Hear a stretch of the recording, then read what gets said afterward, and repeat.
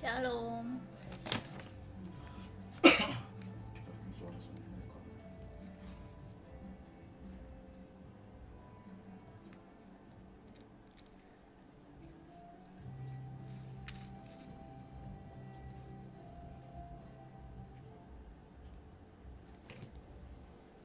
Salam sahabat Suara Malam dikasih Tuhan. Pada saat malam hari ini senang lagi kita bisa hadir dalam acara yang sangat diberkati, yaitu program Mesbah Keluarga. Malam ini adalah malam yang spesial sahabat, karena yang malam ini bukan saya yang berkhotbah, tapi malam ini ada tamu spesial, yaitu orang penting di hidup saya, yaitu istri saya sendiri, pendeta muda Helmi Lestrina Lango. Dan pada malam hari ini kita akan ada dalam kebersamaan sepanjang kurang lebih 1 jam ke depan, akan dipandu oleh beliau. Jadi sahabat yang mau kirim salam, yang mau request doa, yang mau komen, silakan pada malam hari ini. Nanti nomor informasi teleponnya akan dibagikan oleh hambanya. Dan juga kalau saudara tertarik, ingin menyaksikan, ingin melihat bagaimana aktivitas penyiaran di radio, bisa juga join atau gabung di Facebook pada saat malam hari ini, di Facebook Helmi Lestrina ya. Malam ini di Helmi Lestrina, atau ditandai juga di Radio Suara Melole.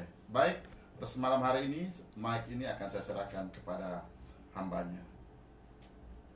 Puji Tuhan, shalom sahabat Suara Melole yang terkasih dalam Tuhan Yesus Kristus. Jumpa kembali dengan saya, Pendeta Muda Helmi Lestrina Lango dari GBI Fajar Kasih Busalaten. Sahabat yang terkasih, ini adalah pertama kali setelah saya vakum sekitar hampir 2 tahun.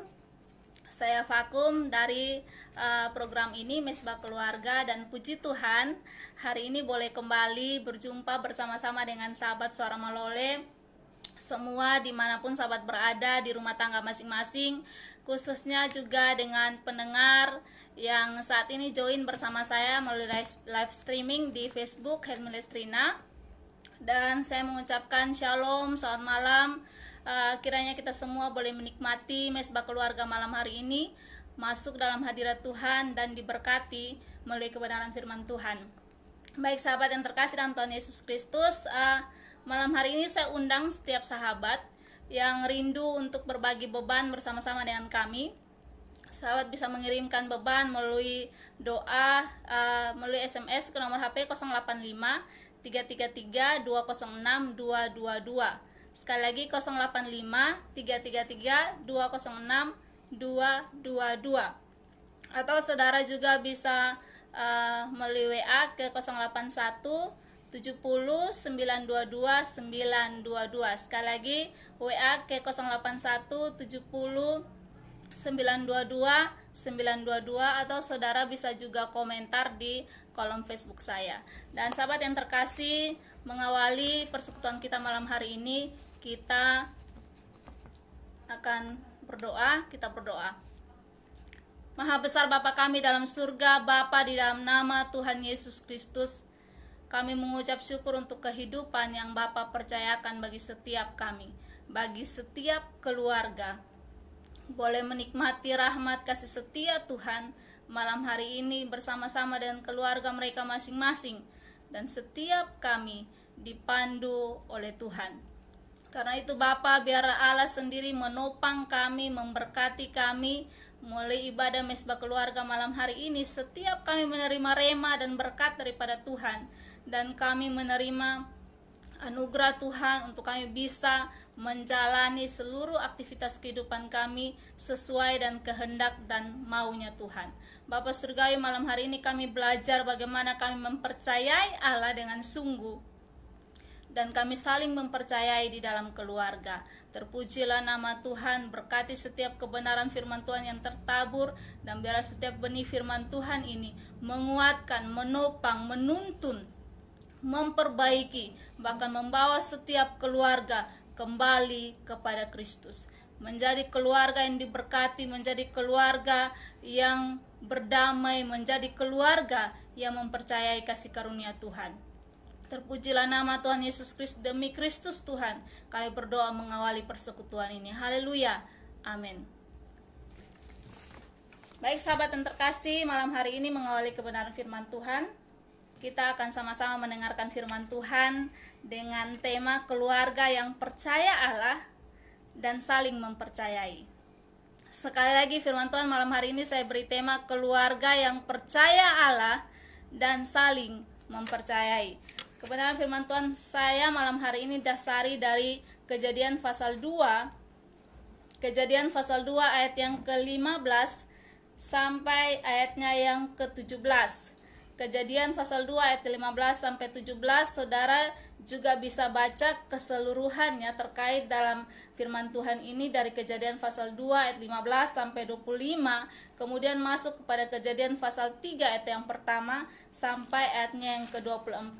Saudara bisa baca sebab firman Tuhan ini memiliki satu keterkaitan, namun saya akan mendasarinya dengan 3 ayat saja, yaitu ayat 15, 16, dan 17. Demikian firman Tuhan. Manusia dan Taman Eden. Tuhan Allah mengambil manusia itu dan menempatkannya dalam Taman Eden untuk mengusahakan dan memelihara taman itu. Lalu Tuhan Allah memberi perintah ini kepada manusia, semua pohon dalam taman ini boleh kau makan buahnya dengan bebas, tetapi pohon pengetahuan tentang yang baik dan yang jahat itu janganlah kau makan buahnya, sebab pada hari yang kau memakannya pastilah engkau mati. Sahabat yang terkasih dalam Tuhan Yesus Kristus, hari-hari ini kita memasuki bulan yang luar biasa, yaitu bulan keluarga. Dan saya cukup surprise dengan beberapa postingan sahabat di Facebook yang cukup viral tentang pasutri, di mana setiap keluarga, suami, istri memposting foto mereka di Facebook dan kemudian menunjukkan bagaimana kasih sayang yang ada di dalam keluarga itu terpancar dan terlihat di dalam kehidupan mereka, sehingga mereka boleh menunjukkannya kepada orang lain, bahkan boleh memamerkannya di situs di media sosial, dan itu cukup viral. Termasuk saya juga melakukan itu. Ini hal yang luar biasa di bulan keluarga, sahabat. Dan mengenai pasutri ini, kita malam hari ini belajar tentang bagaimana Tuan Adam dan Nyonya Hawa memiliki segala akses untuk hidup berbahagia, untuk hidup berkecukupan, berkelimpahan, kaya dan diberkati. Sebab apa? Tuhan sendiri mempercayai keluarga ini, Tuan Adam dan Nyonya Hawa ini, Allah sendiri mempercayakan mereka, mengizinkan mereka mengalami segala hal baik yang terjadi di Taman Eden. Bagaimana mereka boleh mengalami kehidupan yang kaya dan diberkati di tamannya Tuhan. Bukan di tempat lain, sahabat, bukan di rumah yang mewah, bukan di tempat yang megah, bukan di mana, tetapi di tamannya Tuhan, di mana di situ tersedia segala akses, segala hal baik boleh terjadi di situ. Dan sahabat, selama di taman Tuhan ada kesejahteraan. Selama saudara di tangan Tuhan, selalu ada kesuksesan dan pelipat gandaan. Bagaimana tidak, Allah mempercayakan mereka untuk menempati taman itu dan mengusahakan serta memelihara. Tentunya kalau mereka mengusahakan bersama dengan Allah pasti sukses. Bersama dengan Tuhan pasti mereka berhasil. Tidak ada perkara di luar Tuhan yang tidak berhasil. Setiap perkara yang kita lakukan sebagai orang percaya pasti berhasil di dalam Tuhan. Tidak ada kegagalan di dalam Tuhan. Bersama Tuhan pasti kita berhasil. Dan juga ada yang namanya pelipat gandaan, sebab ketika mereka memelihara, tentu akan berbuah, tentu akan menghasilkan, tentu akan berkelipatan. Saudara bayangkan bagaimana keluarga Adam dan Hawa, keluarga pasutri, pasangan suami istri Adam dan Hawa ini boleh menikmati semua akses yang terbaik itu di tamannya Tuhan. Dengan kata lain, selama mereka ada di tangan Tuhan, ada kesuksesan, ada pelipat gandaan, ada berkat di dalam keluarga, selama mereka ada di dalam plan-nya Allah.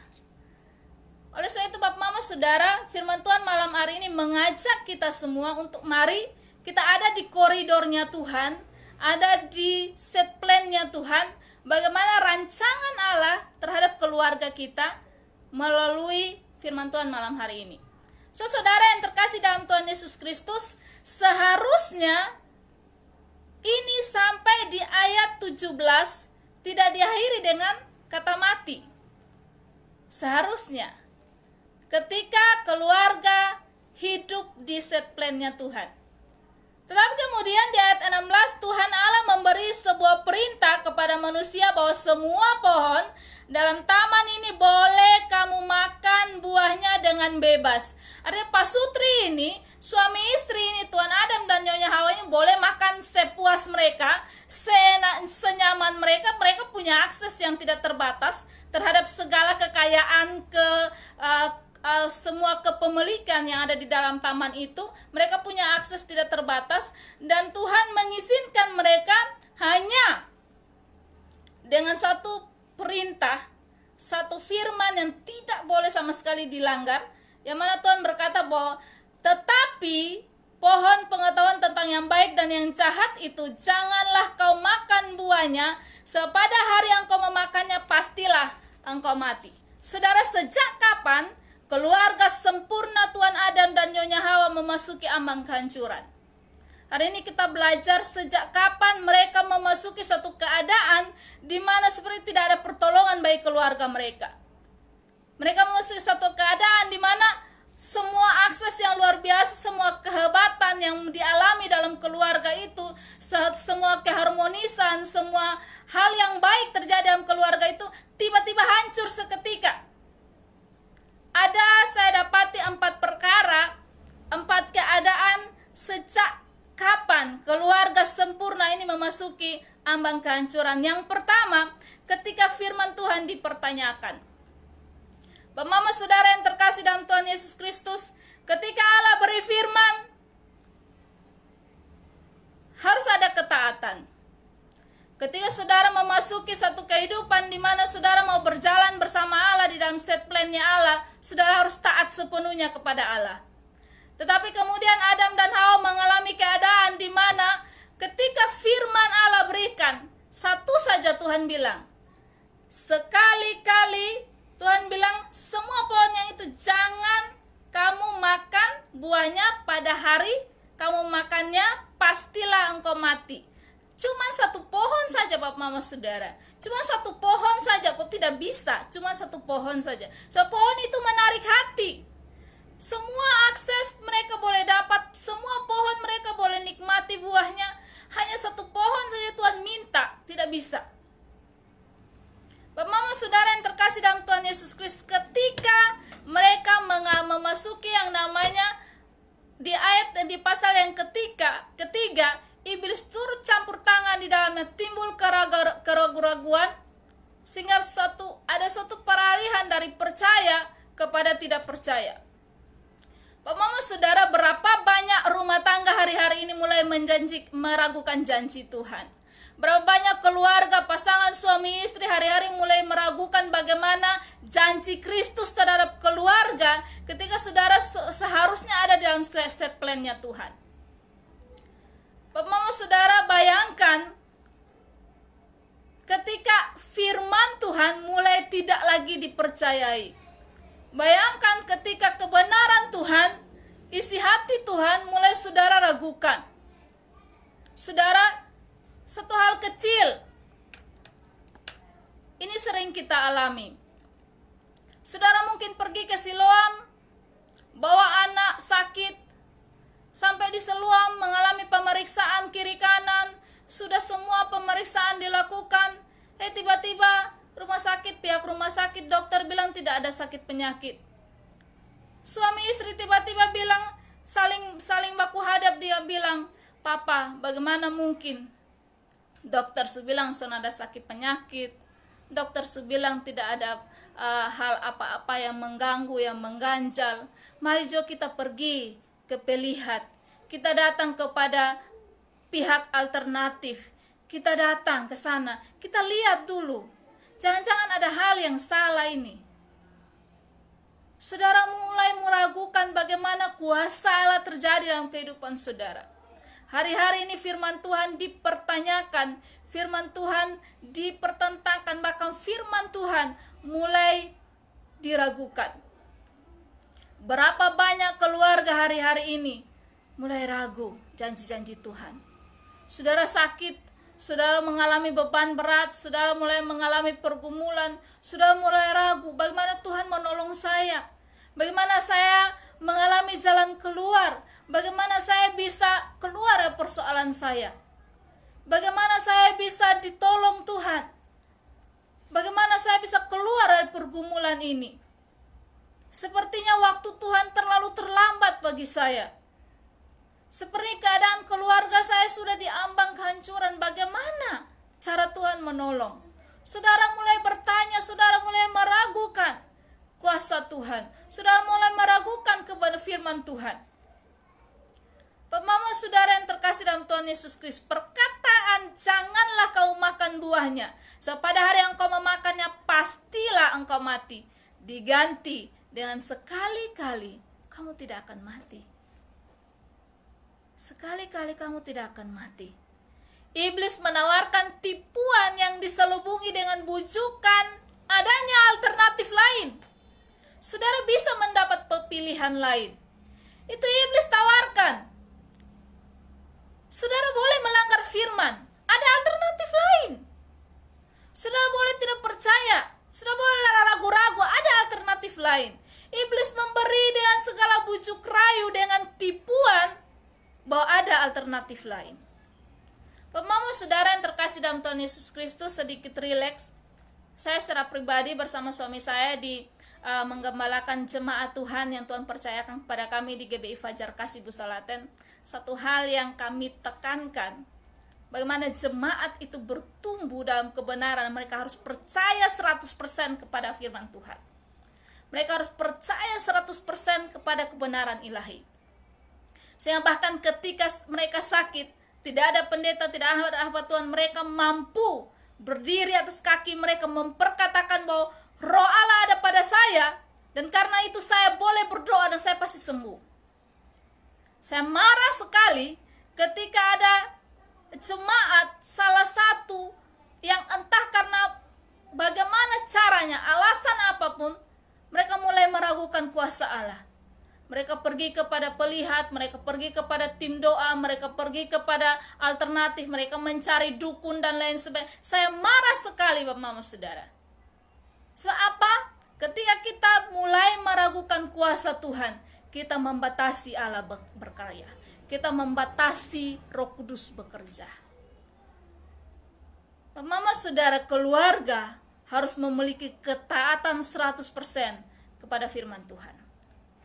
Yang kedua, ketika keadaan mana ketika keluarga Tuhan Adam dan Nyonya Hawa mulai hancur, ketika terjadi disfungsi dalam keluarga. Saya lihat dalam pasal yang ketiga ayat 1 sampai 6, di sana Bapak Mama Saudara, Hawa memiliki akses untuk mulai mengambil keputusan, di mana Adam membiarkan Hawa mengambil keputusan penting. Hawa tidak bertindak lagi sebagai penolong, melainkan sebagai perongrong dalam rumah tangga. Hawa mulai melihat buah itu sedap kelihatannya, menarik hati, memberi pengertian. Itu menurut pendapatnya dia. Hawa mulai memakai pendapatnya sendiri dalam keluarga. Hawa mulai menggunakan pendapatnya sendiri, lalu menjadi ini sudah standar yang dipakai dalam keluarga. Saudara, terjadi disfungsi dalam keluarga. Suami seharusnya memiliki fungsi sebagai kepala, istri sebagai penolong. Yang mana segala keputusan-keputusan yang penting dirembuk bersama.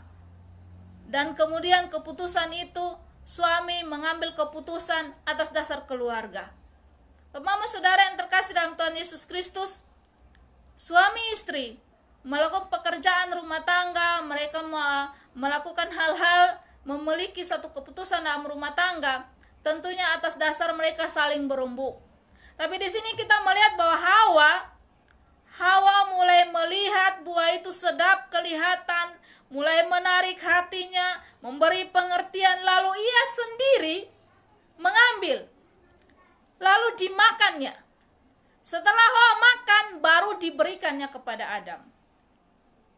Hawa mulai memutuskan keputusan penting di dalam rumah tangga. Mama saudara yang terkasih dalam Tuhan Yesus Kristus, mari di dalam rumah tangga pasutri belajar ada di posisi kita masing-masing, sehingga tidak ada lagi perkataan suami-suami takut istri, suami ada di ketiak istri, dan lain sebagainya. Tidak ada lagi celote-celote yang seperti itu. Tetapi bagaimana rumah tangga dibangun, keluarga dibangun dengan saling menopang, saling mendukung, dan fungsi mereka berjalan sesuai dengan yang seharusnya. Suami sebagai kepala, istri sebagai penolong. Bukan istri menjadi kepala dan suami dalam Tuhan Yesus Kristus. Mari kita perbaiki kembali. Kita lihat kembali. Pasutri yang ada dalam rumah tangga masing-masing dengan kasih Kristus, mari lihat kembali. Mama-mama lihat kembali selama ini berfungsi dalam rumah tangga seperti apa. Apakah beta sudah melebihi batas ataukah beta sudah lari lewat batas? Beta yang sudah mengepalai rumah tangga, beta yang sudah mengambil keputusan dalam rumah tangga, atau beta yang sudah menguasai bepun suami. Saudara mulai melihat bagaimana perubahan-perubahan yang terjadi dalam rumah tangga, dalam keluarga, yang terjadi kepada suami atau kepada istri. Dan saudara mulai melihat bagaimana seharusnya fungsi itu berjalan semestinya. Saudara yang terkasih dalam Tuhan Yesus Kristus, mari kita kembalikan fungsi di dalam keluarga itu seperti maunya Tuhan. Tuhan memberi kesempatan kepada kita untuk malam hari ini dengar firman Tuhan, bagaimana kita kembalikan fungsi yang ada dalam rumah tangga. Suami saya minta maaf kepada suami saya kalau hari-hari ini saya mulai menjadi pemimpin dalam rumah tangga. Saya minta maaf kepada istri saya kalau hari-hari ini saya sudah tidak lagi mengasihi. Saya minta maaf kepada anak-anak saya kalau hari-hari ini saya mulai menampakkan sifat seolah-olah tidak ada lagi kasih sayang dan lain sebagainya. Mari kita lihat kembali, mari kita koreksi kembali keluarga kita. Mari kita bantu, saling dukung, dan kita kembalikan fungsi yang seharusnya. Supaya apa saudara? Supaya rumah tangga kita kembali kepada dasar set plan-nya Tuhan. Saudara yang terkasih dalam Tuhan Yesus Kristus, bagian yang ketiga, saya lihat bagaimana saat apa, sejak kapan keluarga yang sempurna memasuki ambang kehancuran. Ketika rumah tangga mulai ditelanjangi iblis. Ayat yang ke-7 dan ayat yang ke-8 di dalam Kejadian pasal 3, maka terbukalah mata mereka berdua dan mereka tahu bahwa mereka telanjang. Lalu mereka menyemat daun pohon ara dan membuat cawat. Ketika mereka mendengar bunyi langkah Tuhan Allah, mereka berjalan di dalam taman itu pada waktu hari sejuk. Bersembunyilah manusia dan istrinya itu terhadap Tuhan Allah di antara pohon-pohonan dalam taman. Mama saudara yang terkasih dalam Tuhan Yesus Kristus, Allah sendiri mempercayakan manusia. Allah sendiri percaya kepada manusia. Allah mempercayakan manusia untuk mengelola, untuk memelihara taman itu. Dan di dalamnya Allah memberi perintah. Supaya apa? Supaya manusia saling membangun, saling menopang, saling mendukung. Suami istri saling mempercayai. Bagaimana mereka menggunakan kepercayaan itu untuk mewujudkan visi misi. Bagaimana kuasa Tuhan nyata dalam keluarga. Bagaimana terjadi Taman Eden di dalam keluarga. Tapi hal ini tidak terjadi kalau rumah tangga mulai ditelanjangi iblis. Di mana iblis punya akses ke dalam rumah tangga kita.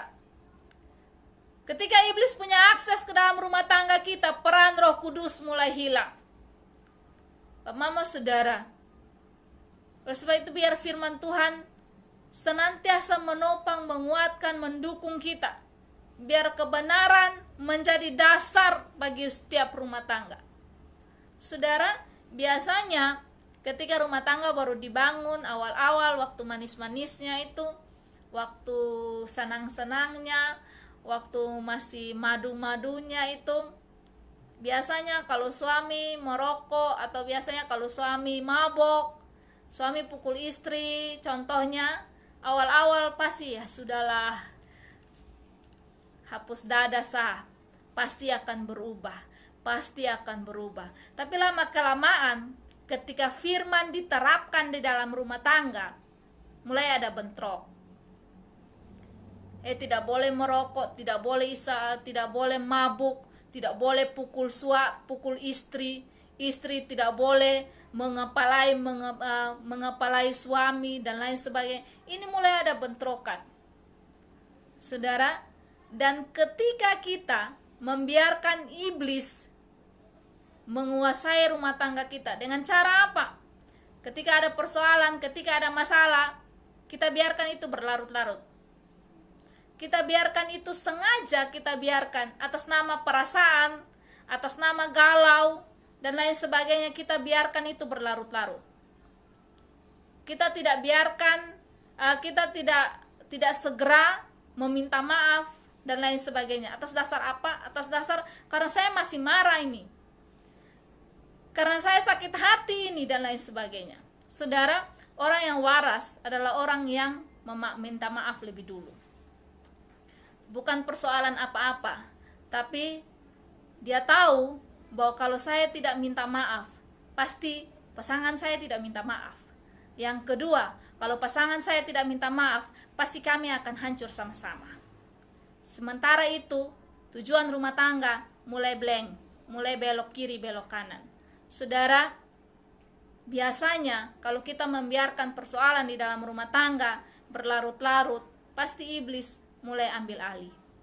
So itu jangan biarkan iblis punya akses ke dalam rumah tangga kita. Ketika iblis punya akses dalam rumah tangga saudara dan saudara, peran Roh Kudus mulai perlahan hilang. Akibatnya ketelanjangan, ketakutan, kecemasan, masalah, kita akan melarikan diri, kita pasti bersembunyi, kita pasti mencari jalan pintas, kita akan cari jalan keluar dengan cara saya sendiri, dengan cara kita sendiri untuk keluar dari persoalan kita, tanpa mulai melibatkan Roh Kudus. Bagaimana Adam dan Hawa, Tuan Adam dan Nyonya Hawa, pasangan suami istri ini ketika ada dalam pergumulan, ketika ada dalam persoalan, ketika mereka sudah melanggar perintah Tuhan, ketika tidak taat lagi kepada perintah Tuhan, mereka mulai jatuh. Mereka lihat ternyata saya telanjang. Padahal di ayat sebelumnya dikatakan bahwa pas pasal 2 ayat 25, mereka keduanya telanjang, manusia dan istrinya itu, tetapi mereka tidak merasa malu. Loh, kenapa sekarang ketika mereka melakukan dosa, ketika mereka mulai tidak taat, ketika mereka mempertanyakan kebenaran, ketika mereka memutuskan untuk melakukan kehendak bebas mereka dengan memutuskan untuk mengambil buah itu dan tidak taat kepada firman, saat itu mereka tahu mereka telanjang dan mereka merasa malu. Iblis dengan caranya mempermalukan kita. Ketika kita melihat bahwa saya telanjang, ketika kita melihat bahwa ternyata ada begitu banyak dosa, ada begitu banyak pergumulan, ada begitu banyak masalah, pada saat itu yang terjadi kita mulai ketakutan, kita cemas, kita mulai melarikan diri, kita mulai bersembunyi, kita mulai cari jalan pintas. Pada saat itu peran Roh Kudus mulai berkurang. Karena itu Bapak Mama Saudara yang terkasih dalam Tuhan Yesus Kristus, biarkan hari ini kebenaran firman Tuhan mengajak kita semua. Supaya apa? Supaya ketika kita ada dalam persoalan, ketika kita ada dalam masalah, firman Tuhan bilang, mari duduk diam. Mari duduk diam. Berdoa. Minta tuntunan Roh Kudus, minta pertolongan Roh Kudus. Saudara, doa itu akses. Akses tidak terbatas, akses langsung kepada rumah Bapa. Saya percaya, saya sebagai seorang ASN, tentunya kalau saya punya akses kepada dinas, pasti saya bangga. Kalau ada di antara kita punya akses langsung ke rumah jabatan, pasti lebih bangga lagi. Apalagi kalau kita punya akses ke istana presiden, wah luar biasa bangganya. Tapi saudara, doa satu-satunya akses untuk kita sampai ke rumah Bapa. Doa menjadi akses di mana saya dan saudara menyampaikan segala pergumulan, menyampaikan segala doa, menyampaikan segala bahkan beban kita dan dosa kita, dan bahkan kita menunjukkan segala ketelanjangan kita di hadapan Tuhan. Bahwa Tuhan, saya telanjang, bahwa Tuhan ternyata saya berdosa, bahwa Tuhan ternyata saya malu, bahwa Tuhan ternyata saya salah. Saudara, ketika kita melakukan itu, maka Tuhan memberi jalan keluar bagi kita. Poin keempat, saat mana ketika rumah tangga mulai mengalami kehancuran, itu ketika rumah tangga mulai saling menyalahkan. Saudara, ketika Adam dan Hawa jatuh dalam dosa, mereka ditangkap Tuhan bilang, di mana kalian? Adam bilang apa?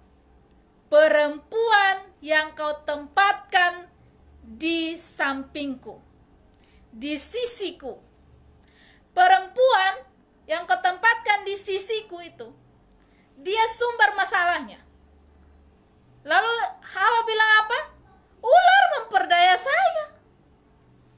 Saudara, ketika kita ada dalam persoalan, ketika kita ada dalam masalah, berapa banyak kita saling menyalahkan?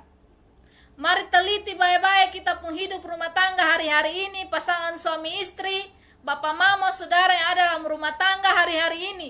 Teliti baik-baik berapa banyak ketika persoalan datang, saudara saling meneguhkan, saudara saling menguatkan, saudara bilang papa mama sone apa-apa.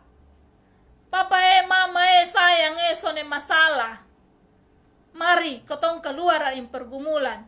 Mari ketong sama-sama berdoa supaya Tuhan tolong ketong. Masalah keuangan kah? Masalah hutang kah? Masalah kredit kah? Masalah anak kah? Masalah uang sekolah kah? Masalah apapun itu, sakit penyakit kah? Digosipin orang kah?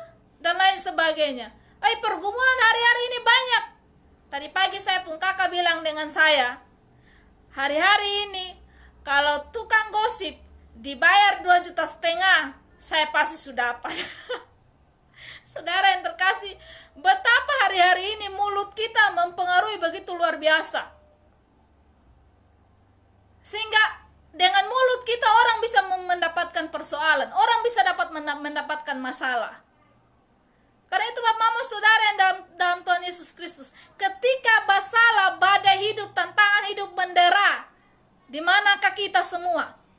Apakah suami istri saling mendukung? Apakah suami istri saling mendoakan? Apa suami istri berlutut di kaki Tuhan? Ataukah saling menyalahkan? Gara-gara lu Bapak, gara-gara lu Mama, lu pun keputusan, ikut lu mau sudah. Ikut lusu. Akhirnya apa? Yang ada pertengkaran, satu saling menyakiti satu. Kamu tidak baiklah, kamu tidak benarlah, saya salah pilih istri lah, saya salah pilih suami lah, lain sebagainya. Akibatnya apa? Dibiarkan berlarut-larut. Setelah persoalan datang, tidak saling memaafkan, tidak saling melihat, menilik kembali apakah persoalan itu seharusnya masih bisa diselesaikan atau lain sebagainya. Apakah ini masih bisa ada jalan keluar atau bagaimana, tidak dilihat kembali. Tetapi sudah puas dengan galau hati karena dia salah kata-kata beta, dia maki-maki beta, dia ancam-ancam beta dan lain sebagainya. Persoalan hati dan air mata kemudian membuat kita saling menyalahkan. Lalu kita biarkan masalah berlarut-larut. Saudara dengar baik, istri itu cermin suami, suami itu teladan daripada istri. Jadi kalau istri, dia meneladani suami, suami itu teladannya istri. Tapi kemudian kalau suami kita di luar, orang lihat suami kita, lalu mereka lihat, oh pasti istrinya begini. Hal sepele saja. Kalau kita tidak urus suami, lalu dia bilang, oh pasti mama tua son urusin. Oh ternyata mama tua son toy-toy di pulaki ini, dan lain sebagainya. Karena itu mari kita saling mendukung, karena kita cerminan dan kita teladan. Satu saling teladan, satu saling mencerminkan yang lain. Karena itu hilangkan dan jauhi saling menyalahkan ketika persoalan datang. Malam hari ini saya akan mengakhiri kebenaran firman Tuhan dengan solusi bagi kita. Tapi saya beri solusi dari pihak perempuan, pihak wanita. Nanti di kali berikut, semoga suami saya nanti, Pak Pendeta Frans, akan memberikan solusi dari pihak laki-laki. Bagaimana istri-istri, mama-mama hari ini, ya Pak Frans ya dia sudah mengiyakan. Ini yang menjadi PR bagi dia. Bagaimana kita mendapatkan satu solusi. Kalau begitu mama pendeta, mama omong terlalu banyak. Kalau begitu apa yang harus saya lakukan? Hari ini saya beri solusi bagi kita dari firman Tuhan.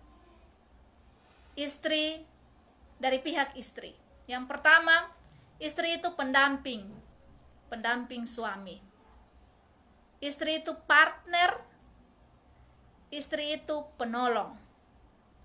Bagaimana istri ditempatkan di sisinya suami untuk berkolaborasi, untuk bersinergi positif, untuk mewujudkan visi dan misi di dalam rumah tangga. Sehingga dengan demikian pasutri ini memasuki suatu keluarga di Taman Eden. Yang kedua, yang pertama istri itu pendamping, yang kedua istri itu sahabat. Karena itu bertindaklah sebagai sahabat di dalam keluarga. Istri menjadi sahabat daripada suami, istri menjadi sahabat daripada anak-anak. Saya ini masih kurang di dalam hal ini, khususnya bersahabat. Suami saya lebih banyak bersahabat dengan anak-anak saya. Dia lebih banyak waktu dengan anak-anak saya. Saya kalau sudah pulang sekolah 59 kilo, bayangkan Bapak Mama Saudara, pulang dari sekolah dari Panamamen itu saya suka capean, saya sudah tidak lagi toy anak-anak saya. Tapi saya puji Tuhan luar biasa suami saya ini lebih banyak bersahabat dengan anak-anaknya.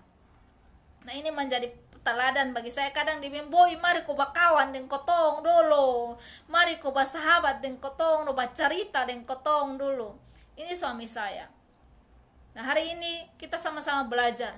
Istri, mari menjadi sahabat. Sahabat dalam suka, dalam duka, dalam lapang maupun sulit.